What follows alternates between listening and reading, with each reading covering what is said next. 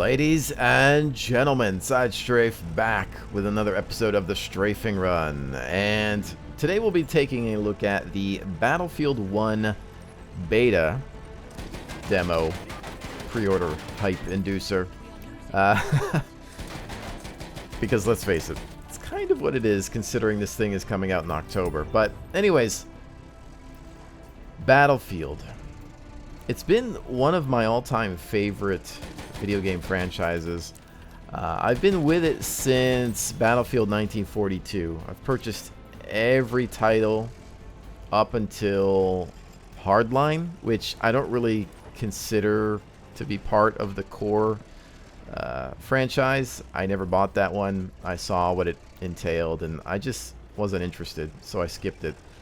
Beyond that, the only other one that I missed out on was Bad Company 1 because it was a console exclusive. I did play 2, which was pretty good, and I actually really enjoyed the single-player campaign in that one.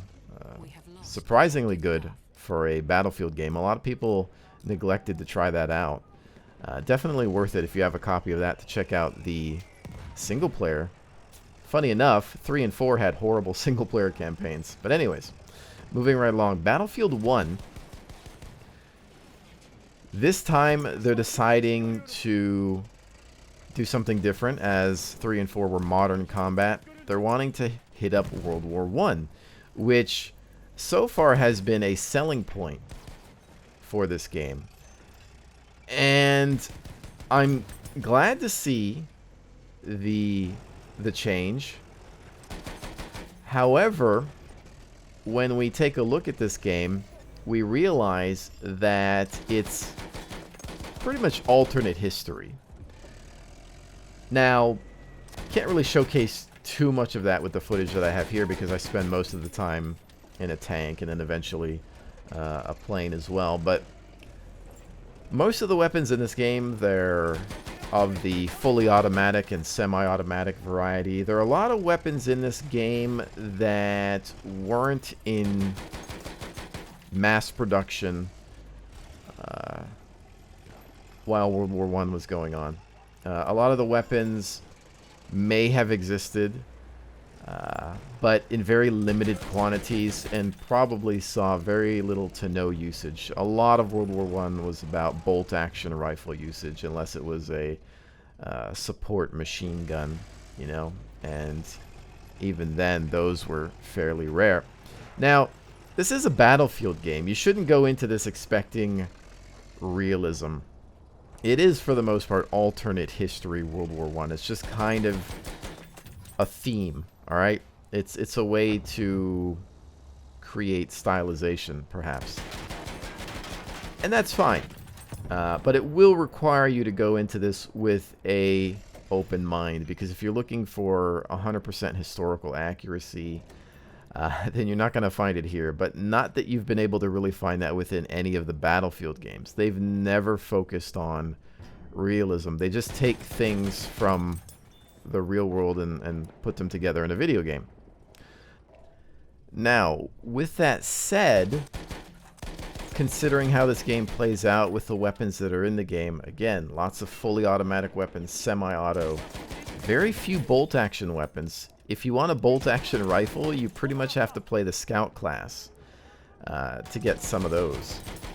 And so it makes you think that this game could have just gone back to World War II if this was the gameplay that they were looking for. So that leads me to believe that the World War I thing might have just been a gimmick, like a selling point for them. Like, let's do something different.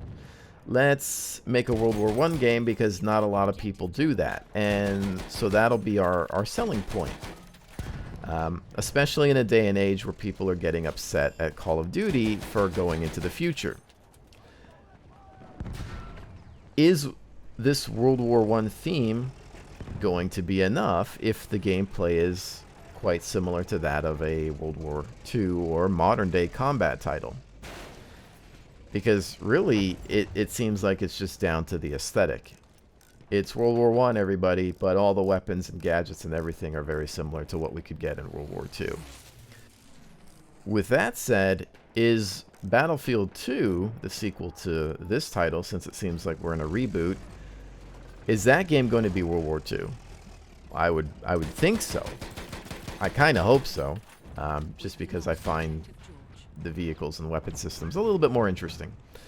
But, you know, I'm okay with this. I'm okay with this alternate history thing. I can open my mind to it, just as I opened my mind to what Star Wars Battlefront was. No big deal. You know, I find it intriguing still. For me, it's going to come down to the core gameplay and balance, because the biggest issues I had with Battlefield 3 and 4 was that they became horribly imbalanced after about a week and a half to 2 weeks. Because what would happen? The progression system would kick in, everybody would unlock these crazy gadgets, and if you had spent more time on the game than somebody else, you were potentially going to dominate. After a while, especially in Battlefield 4, the engineer class became one of the most powerful classes in the game because it could do everything. You could kill vehicles, you could kill infantry, had great small arms weaponry, had lock-on weapons galore for air and land, which got a little crazy.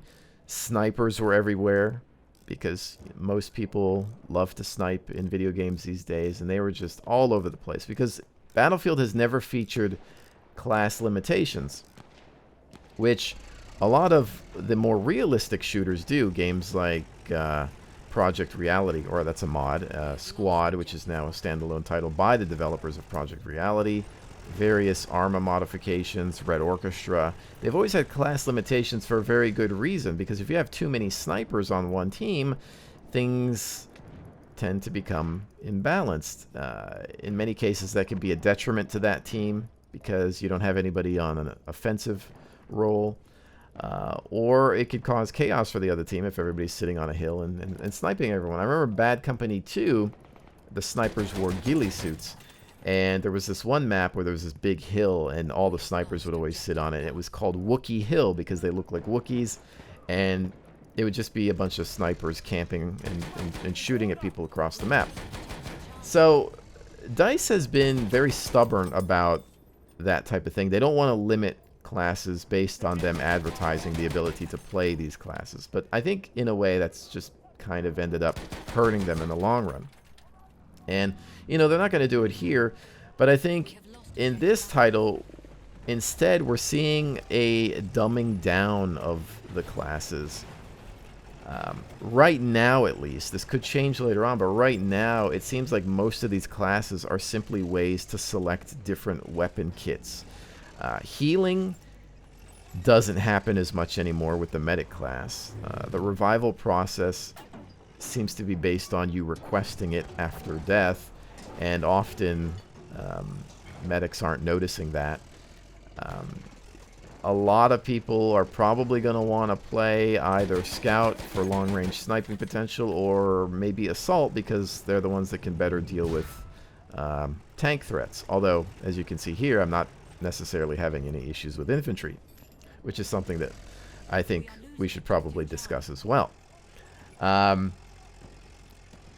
The vehicles in this game, now, I'm a vehicle fan. I love tanks.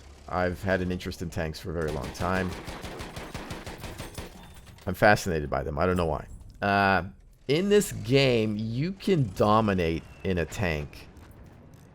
It's very easy to just wreck face. And here's one of the problems, as you can see. You can self-repair. You can repair when you're in the tank. And even though I love tanks, it's a bit silly. You know, for one thing, you've got unlimited ammunition, which has always been a part of Battlefield. But you can repair in the tank. Just back off, sit still, hold X, and you'll repair. It takes a while, but you can do it. So if you're not being threatened by the enemy on a regular basis, if there's no anti-tank solution, if there's not another tank that you're dealing with, somebody using AT grenades, then you can survive quite a while. I've often ended up at the top of the list, 36 and 0, usually. Extremely high kill-to-death ratio. Might need some work around that, because before you had to have an engineer, he had to get out of the tank or had to follow you around and repair the vehicle. In all respects, cheesy mechanics, but that's what was part of Battlefield. The self-repair thing, I don't know. It could be a little rough around the edges. On top of that, you can self-repair in a plane. You just have to fly steady and hold X, and that might even be cheesier. It allows you to stay in the air for an extended period of time. It allows you to hoard a tank for an extended period of time as well. On the flip side, there is a vehicle limitation. There's no class limitations, but you have to go to the map and wait for there to be a tank or plane spawn. You have to be the first one to spawn in at the new round and click on it as quickly as possible in order to get it. And if somebody's really good at maintaining the tank, which in this demo there was, I think, the possibility to maintain 2 tanks per team, maybe. Not counting a horse and the wheeled vehicles, the Jeep-style vehicles. Like, those are just randomly around the map. You can jump in those at any time. But tanks, horses, and planes, you have to wait at the map and try to click on it. And when somebody would die, a new number would pop up, and then you can get into that. So there would only be 2 tanks per map, so that limited that. And the map is fairly large, this one at least. I don't know about the other ones that are going to come with the game. So the maps being large, I think, is a way to balance things out. Because in the old Battlefield games, the sheer scale that you had allowed for a variety of combat missions, I think. Because you would have a section of the map where tanks are engaging and supporting infantry. And then you'd have like another section, which is kind of hard to get to with the tanks, or maybe not a good place for them to be, maybe in an urban environment. And that was always good to have extremely large maps. And I'm happy to see that there is a large map here. I think for the longest time, Battlefield 3 and 4 were designed around the console experience, but now since this is being made, we've got next-gen hardware, Xbox One and PlayStation 4, so that means that DICE can build bigger maps again with spread out objectives. And I think spreading out the objectives is a good way to balance vehicles. Everything else that they have in it with the self-repairing, unlimited ammo setups could be questionable, but I think as we see new unlocks, there's an anti-tank weapon in the game, but not a lot of people had access to it. I think once people start to learn how to get that, tanks won't be as much of a threat. And plus, a lot more people are starting to figure out mines and AT grenades, so things might level off, and perhaps some of the vehicle complaints will be unwarranted. I can't say for sure. There might be a little bit of bias on my side because I love spending time in vehicles and supporting the infantry. But, you know, here was another aspect of the gameplay. I was actually flying with Bombadil of No Guts, No Galaxy. He was the pilot. I jumped into the front gun of this bomber craft, and you know, we had a blast here. We had a lot of fun just flying around, shooting at infantry and tanks, and him dropping bombs on things and trying to shoot down other planes. The multi-crewing potential in this game is a lot of fun. There's some really big, monstrous tanks that you can get into in multi-crew. If you have some of the heavier tanks multi-crewed in this game, it's absolutely devastating. Especially if you're coordinating on voice comms. There's some vehicles that have sponson turrets on the left and right, and you as the driver need to make sure that you position yourself in a way that allows the left and right gunner to target the enemy in front, because they have limited angles. So to look at something in front, you have to kind of turn the front of the tank to face with both guns. Otherwise, only one guy might have the shot. So also you want to face front because you've got a machine gun to suppress enemy infantry, while the sponson gunners are perhaps working on heavier targets like tanks. Now, with all of that said, I think my biggest complaint about any Battlefield game, and this isn't really a complaint for a lot of you, it really just depends on your preference. The games have always featured a very high time to kill, which means it takes a very long time to defeat your enemy. You have to put a lot of bullets into them, in some cases half or all of your magazine. And that's just something that's been a part of Battlefield for a very long time. Now, Battlefield 3 and 4 did feature hardcore modes, which means you could kill an infantryman with very few bullets. Now, these weren't the most popular modes because it just seems like gamers of Earth are less interested in that type of gameplay. Some people think that it requires less skill because the skill in high TTK revolves around being able to stay glued to a target for extended periods of time. I tend to disagree. My personal preference is, hey, I saw you first. I was able to get the first shots off. I win type of thing. See, that's my preference. Again, to each their own. The thing is, I don't know if this game's going to have a hardcore mode, so if the bullet spongy infantry in this game is a deal breaker for you, you might want to hold off until there is confirmation of a hardcore mode. As it is right now, I spend most of my time in vehicles simply because I don't like how long it takes to kill an infantryman. Now, you can play scout, and with some of the heavier bolt action rifles, it's generally 2 shots to kill. 1 shot for headshot, usually, and then 2 to the center mass, I think, will finish off an infantryman if you can manage to land the shot, if you're that good at sniping. And some guns, I think, are a little bit more potent than others. But otherwise, I've been enjoying the vehicular aspects, and if I do purchase this one, it's probably going to be to spend most of my time in a tank or in a plane as a gunner,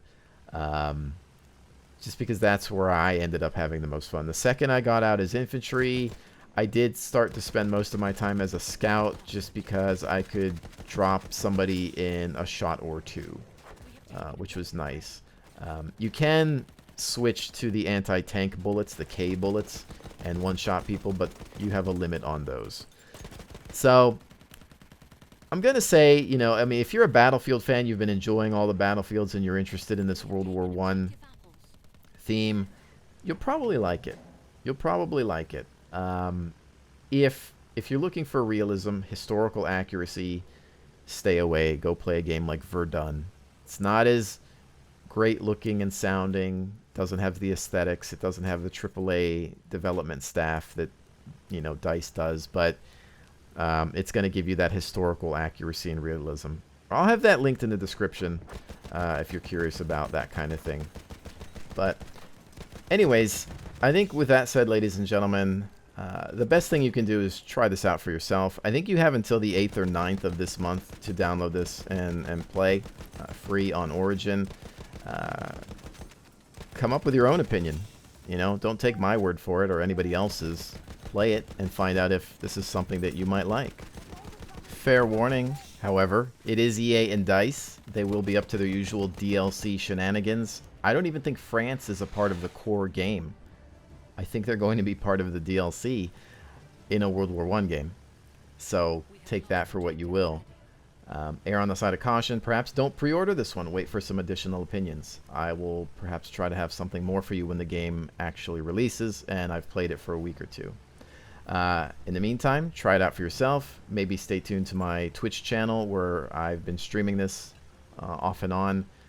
There is a VOD there with additional hours of gameplay if you'd like to check that out. I'll have it linked in the description below. But anyways, ladies and gentlemen, thank you so very much for joining me. I'll definitely see you on the next one.